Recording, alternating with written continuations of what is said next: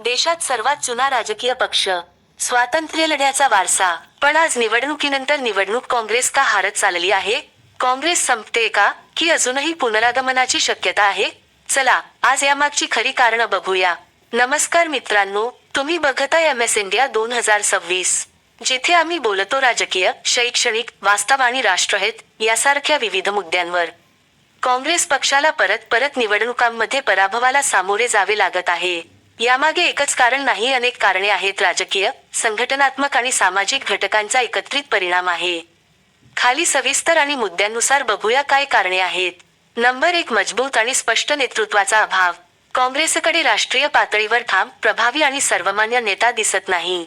राहुल गांधी प्रयत्नशील आहेत, परंतु अजूनही त्यांची निर्णयक्षमता कुमकुवत आहे. त्यांच्यामध्ये आक्रमकता कमी दिसते, आत्मविश्वासाची कमी, अशी प्रतिमा जनतेमध्ये तयार झालेली आहे. आणि दुसरीकडे पक्षातील अनेक नेते स्वतःचा गट सांभाळण्यात जास्त गुंतलेले दिसतात.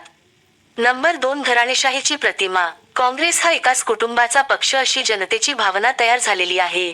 आजच्या मतदारांना काम करणारा नेता हवा आहे. घराणेशाही लोकांना नको आहे.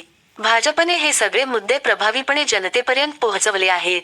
नंबर 3, काँग्रेसची संघटनात्मक कमजोरी दिसते. बूथ पातळीवर कार्यकर्त्यांची कमतरता भासत आहे. जमिनीवर काम करणारी यंत्रणा कमकुवत आहे. याउलट भाजप आणि इतर पक्ष घराघरात जाऊन सतत जनसंपर्क ठेवतात. नंबर 4, विचारसरणी आणि प्रत्यक्ष दक्षता यामध्ये गोंधळ दिसून येतो. काँग्रेसचे मुख्य प्रश्न काय आहेत ते बघूया. आपण नेमकं काय आहोत, यामध्ये गोंधळ आहे आणि कोणत्याही मुद्द्याबद्दल स्पष्ट भूमिका दिसत नाही.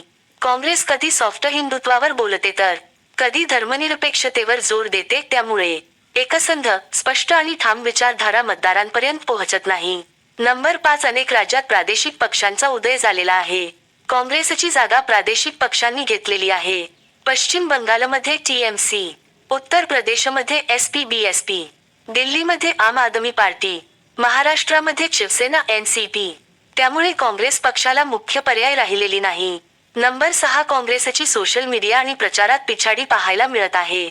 आधुनिक निवडणुकीत डेटा, सोशल मीडिया, सतत प्रचार हे मुद्दे खूप महत्त्वाचे आहेत. काँग्रेस पक्ष नेहमीच उशिरा प्रतिक्रिया देतो, मुद्दे प्रभावीपणे लोकांपर्यंत पोहोचवत नाही. याउलट भाजप पक्ष यात खूप पुढे आहे. नंबर 7, काँग्रेसची भ्रष्टाचाराची जुनी प्रतिमा आहे. 2G घोटाळा, CWG घोटाळा, कोळसा घोटाळा यांची आठवण आजही मतदारांच्या मनात आहे. क्लीन इमेज तयार करण्यात काँग्रेस अपयशी ठरली आहे.